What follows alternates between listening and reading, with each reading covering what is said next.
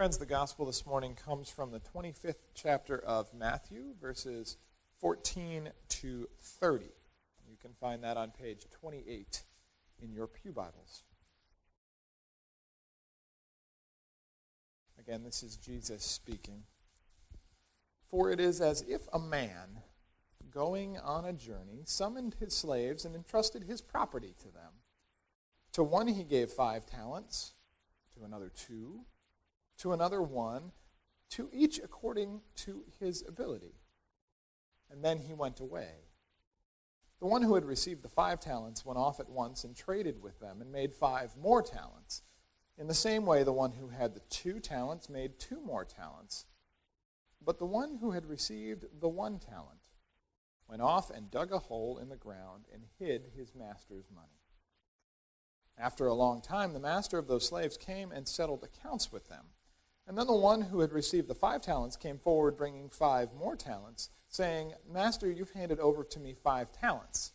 And see, I have made 5 more talents. His master said to him, Well done, good and trustworthy slave. You have been trustworthy in a few things. I will put you in charge of many things. Enter into the joy of your master. And the one with the 2 talents also came forward, saying, Master, you handed over to me 2 talents. See, I have made 2 more. His master said to him, Well done, good and trustworthy slave. You have been trustworthy in a few things. I will put you in charge of many things. Enter into the joy of your master.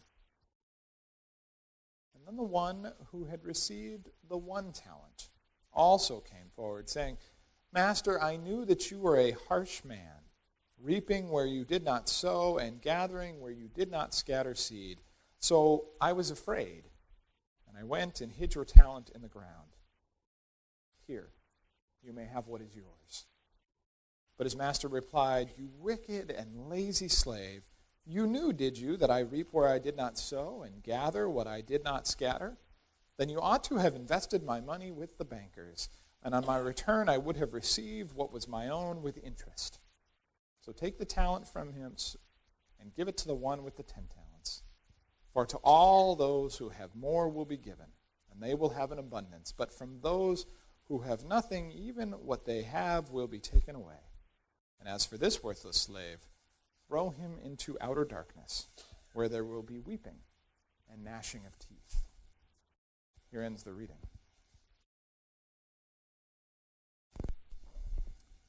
Pop quiz.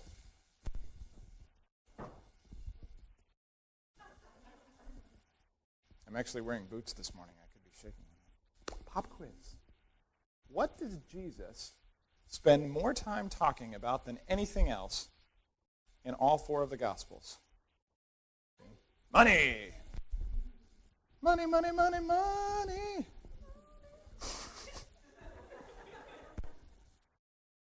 Give you a 20 later, Maddie. Jesus spends more time than anything else talking about money. More than love, forgiveness, grace, sin. It was a popular topic of conversation in his time as it is today. The people who have enough don't feel like they do, and the people who don't feel like they'd like a little bit more. And so it goes. And so we have this parable, one of probably the most famous parables, the parable of the talents, where this person goes away and he leaves his servants in charge, and as he walks out the door, he gives them some spending money. 5 for you, 2 for you, 1 for you. I'll see you when I get back. And you can imagine the thought process that happens with these 3 servants who have been given money out of the master's billfold. What do we do with it? We know that 2 go out immediately, and they make more. Don't know how. Don't know if they run to the photocopier and they scan off some more or what. But we know that they wind up with more. But the one, thinking about how he knows his master to be, takes it into the backyard, perhaps in a coffee can, puts it in there, and buries it. Leaves it there. so that when the master comes back, he can dig it back up, and he can take that money out, and he can say, here it is. I took care of it for you. I even shined it up a little bit for you. Pretty, isn't it? But that's not the way the story goes. The two who went out and made more are thanked. And in fact, they are given a reward. And the reward, scripturally speaking at least, for good work is more work. You were faithful in little, now you will be faithful in much. I have more things for you to do. I trust you. One who had planned and thought about how he knew his master to be, the one who had buried the talent in the ground and did nothing with it but saved it, is told not only to leave, but take what I gave you and give it to one of the other servants.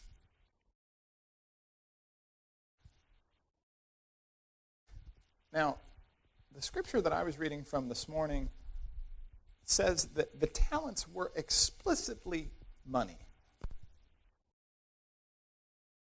So there were 5 of a denomination and 2 of a denomination and 1 of a denomination. But there are often times in our lives, friends, where we are short of hard currency. Where we not only don't have any in our pocket, we certainly don't have any to share with other people. And so I've been thinking about that. We had what I feel was a wonderful presentation about the hard currency aspect of this morning. Consecration Sunday, stewardship message. Mike talked to us about his family dog, Reese's, and her love for her bone, and how we need to, as people of God, set our priorities for how we spend our time and what's in our checkbook. And I would not be doing my job as your pastor if I didn't get up and say that that was important. That's the reality of life. But the reality of life is also this, that sometimes we're broke. This is not news. There are times that are thin for us, sometimes very thin. Sometimes those times go on and on and on and on. And so I want to expand the concept of what these talents are. I want to expand the concept of what it is that we have been given. Because in case we don't understand this parable, the master is God and we are the servants. And sometimes the money thing just kind of leaves us cold. So I want you to think for a moment. If you are a beloved child of God, which I would say that each and every single one of us is, what has God entrusted you with? What has God given to you and said, I'll be out of town for a little while, I want you to take care of this?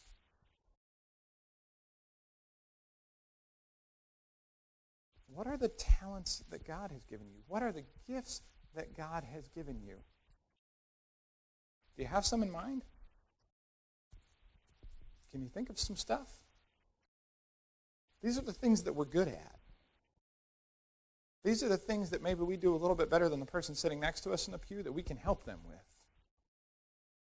Sometimes these are the things that we're not sure we're good at them, but we know that that is what our heart calls out for in the middle of the night. We should do that. It would be amazing. Friends, that's the voice of God calling you to something else. Do you have something in mind? Or maybe it'd be better to point at my heart. Have you figured out what that stuff is? The next question's the hard one. What are you doing with it? What are you doing with those gifts? Have you taken them out? Have you tried to increase them? Have you tried to multiply what God has given you? Or are you so afraid that God's going to snatch it back from you that you've buried it? That you've put it in a place where no one else in this room can see it? Where your pastor doesn't know you have it? Where your partner doesn't know you have it? Put it in a nice Ziploc bag and put it inside of a coffee can and bury it in your backyard for safekeeping for later? So that you can look at God and say, God, you gave me this thing, and here it is. Just like you left it. Isn't it beautiful? Or did you take it out and are you ready to say to God, you know, you gave me this wonderful thing, and here I am. I've worked on it my whole life. I've prayed about it. I've talked about it. I've wondered about it. I've worked at it. I've worked on it. And it's grown. I fed it. I watered it. It's grown now. Isn't it beautiful? See, Consecration Sunday is our opportunity to take those talents, those gifts, those skills and abilities that God has given us, and to take them out and to treat them with love and respect and let them grow. To let them change our lives and the lives of those people around us.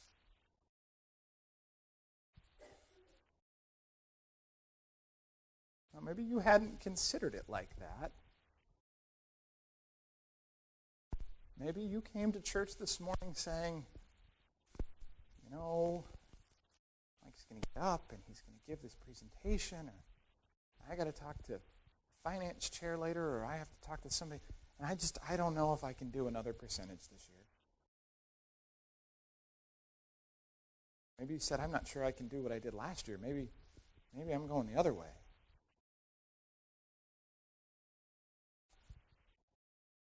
But I bet you didn't come this morning wondering if you would be challenged to take what you've been given by God and to open it up to the light of day and to share it with those around you.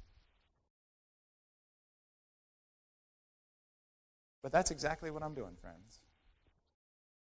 Because if you've been here 10 minutes, you know that this place runs on the people who are here. And the things that we are able to do together are so much bigger and more impressive and more fun. Church is fun.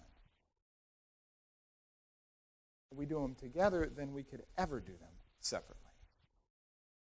So you'll see that on the card that is in your envelope, the card that Mike held up and showed you, in case you missed it in the announcements and in all the other stuff that's in there, it's two-sided.